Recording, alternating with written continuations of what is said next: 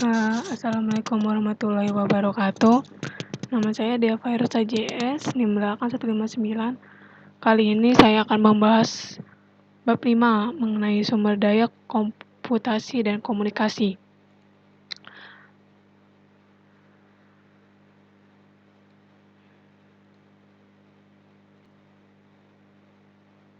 Yang pertama mengenai perangkat keras. Di perangkat keras tuh komputer memiliki bermacam-macam kecepatan dan harga, namun semua memiliki fitur-fitur yang umum. Nah, fitur-fitur itu ada prosesor, memori, kapasitas penyimpanan, dan alat input dan output. Pertama, prosesor. Prosesor ini disebut juga sebagai unit pemroses pusat atau Central Processing Unit, CPU. Itu tuh adalah tempat di mana pemrosesan data dilakukan. Kecepatan prosesor diukur oleh jumlah siklus yang terjadi per detik. Lalu ukuran word adalah hal penting karena menentukan berapa banyak karakter. Komputer mikro pertama memiliki 8 bit ukuran word, sedangkan komputer sekarang itu memiliki ukuran antara 32 bit atau 64 bit.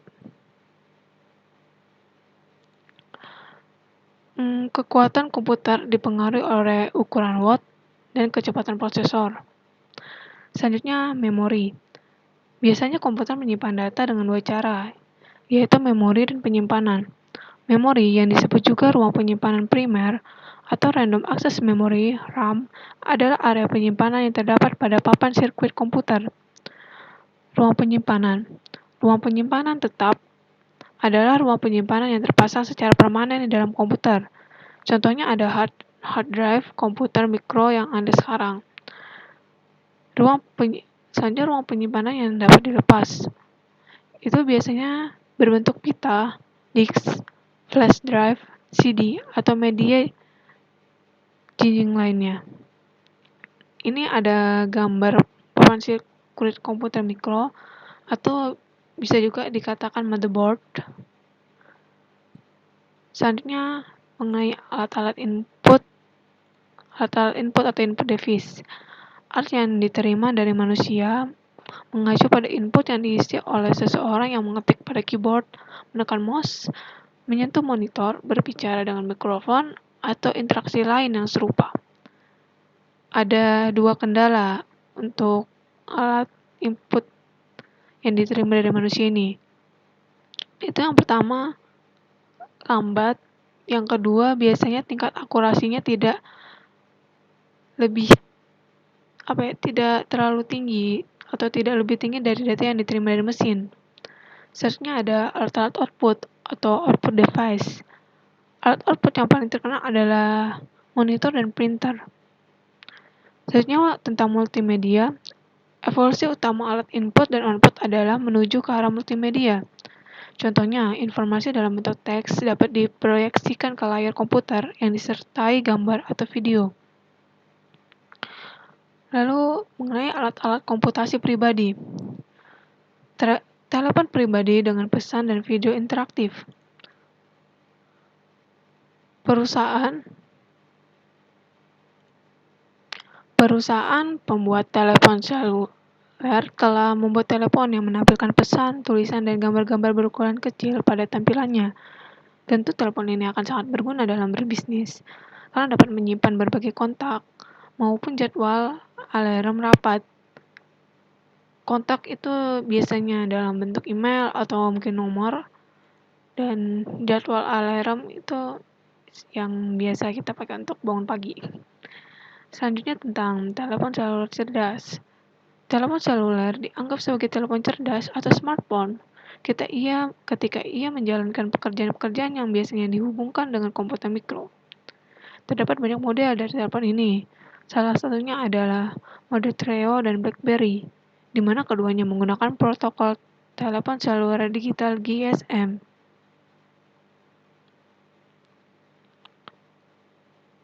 Selanjutnya ada jaringan rumah.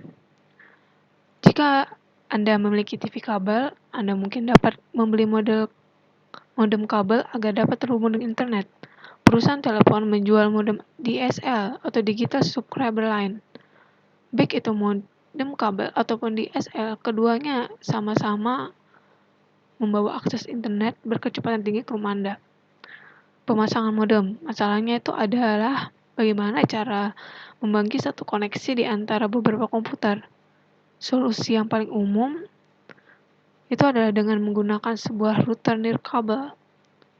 Keamanan nirkabel ini sendiri ketika memasang router jaringan nirkabel, Anda harus memahami bahwa koneksi nirkabel Anda memiliki jarak sekitar 100 meter di dalam bangunan. Hal ini dapat memungkinkan orang-orang yang ada di dekat Anda untuk tersambung dengan jaringan nirkabel yang Anda punya. Oleh karena itu, Anda perlu mendapatkan kata sandi untuk membatasi akses akan jaringan nirkabel tersebut. Selanjutnya mengenai keamanan komputasi rumah, mengupdate sistem operasi Anda penting bagi keamanan dan efisiensi. Jika update secara berkala tidak dilakukan, maka Anda tidak dapat mengakses fitur-fitur baru yang sudah tersedia. Di sini ada beberapa penjelasan. Pertama, hacker. Hacker itu adalah orang mencoba menerobos masuk ke sistem komputer guna mengumpulkan informasi atau bahkan mengacaukan sistem dan mengeditnya. Virus komputer adalah program komputer kecil yang mengadakan diri dengan memasukkan diri mereka ke dalam sumber daya komputer seperti program atau file. Selanjutnya spyware. Spyware adalah program komputer kecil yang mengawasi kegiatan Anda melalui sumber daya komputer Anda. Selanjutnya peranti lunak. Peranti lunak disebut juga peranti sistem operasi yang menjalankan tugas-tugas mendasar yang dibutuhkan oleh seluruh pengguna dari satu komputer tertentu. Peranti lunak aplikasi itu ada dua, kalau nggak salah ya. Yang pertama, peranti lunak aplikasi siap pakai. Beberapa tugas pengolahan informasinya sangat terstandarisasi dan memberikan fungsi yang sama dari satu bisnis ke bisnis lain. Memiliki dua keuntungan penting, yaitu langsung tersedia dan harganya murah. Selanjutnya, peranti lunak aplikasi khusus.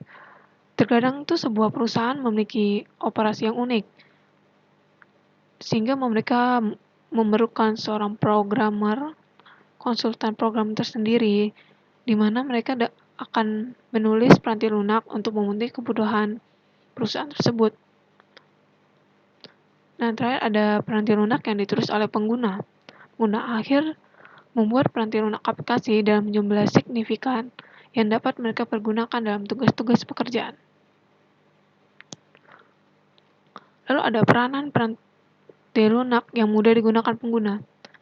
Ada beberapa karakteristik aplikasi yang mudah digunakan. Pertama, dialognya yang mengarahkan pengguna dengan data apa yang dibutuhkan. Lalu terdapat menu, daftar perintah dengan langkah-langkah yang ditampilkan ke bawah, dan ikon. Selanjutnya ada pola dan formulir isian. Yang keempat ada bantuan yang sensitif pada konteks. Dan yang terakhir ada antarmuka berbentuk grafis yang menggunakan simbol-simbol terstandarisasi. Lalu mengenai komunikasi, ada koneksi publik. Modem telepon menghubungkan sekitar setengah komputer rumah ke internet dengan kecepatan sekitar 56 kbps. Lalu modem kabel yang sebenarnya terhubung dengan internet melalui kabel koaksial yang biasanya untuk TV kabel itu dengan kecepatan mencapai 2 mbps. Lalu ada saluran pribadi. Ada suatu sirkuit yang selalu terbuka untuk lalu lintas komunikasi Anda. Lalu ada jaringan pribadi maya atau virtual private networks. Jaringan pribadi maya adalah saluran pribadi yang memiliki keamanan dan kecepatan yang baik dengan internet yang berbiaya rendah. Lalu peranti lunak tunneling. Secara konsep serupa dengan membuat satu sirkuit pribadi bagi beberapa milidetik waktu yang dibutuhkan untuk mengirimkan data. Lalu ada protokol untuk komunikasi komputer. Ada beberapa protokol. Pertama ada System Network Architecture atau CNA. Protokol ini dirancang untuk komputer-komputer besar, bukan komputer mikro. SNA memerlukan komputer induk dan akan cukup rumit untuk menjalankannya karena komputer induknya yang akan menjalankan komputer-komputer yang lain yang menghubungkan lebih tepatnya. Lalu ada token ring. Tidak seperti SNA, protokol ini tidak memerlukan komputer induk untuk mengendalikan satu komputer ke komputer lainnya. Yang diperlukan adalah komputer lain sebagai sesama atau peer atau protokol peer-to-peer. Lalu ada internet, adalah protokol terbuka bagi komunikasi peer-to-peer. Lalu paket data adalah satu bagian dari total yang akan digunakan untuk berkomunikasi. Salah satu pengganti paket ada TCP atau IP atau Transmission Control Protocol atau Internet Protocol. Alamat jaringan internet. Alamat IP adalah tempat bagian kumpulan angka yang masing-masing antara 0 hingga 225 yang dipisahkan oleh titik. Ya, ini ada gambaran contoh protokol token ring. Selanjutnya ada jenis-jenis jaringan. Jaringan area lokal atau local area networks adalah sekelompok komputer dan alat-alat lainnya yang terkoneksi oleh satu media yang sama. Sedangkan jaringan area metropolitan atau metropolitan area network MAN adalah satu jaringan yang memiliki batas jarak fisik kurang lebih 30 mil. Dan lalu ada internet. Internet ini ada dua. Pertama, intranet dan extranet. Intranet itu menggunakan protokol jaringan yang sama dengan internet, namun membatasi akses hanya pada sekelompok orang terpilih dalam organisasi. Sedangkan extranet itu merupakan intranet yang sudah diperluas, yang gunanya itu untuk mencakup pengguna-pengguna lain di luar perusahaan. Sekian saja dari saya, kurang lebihnya mohon maaf. Wassalamualaikum warahmatullahi wabarakatuh.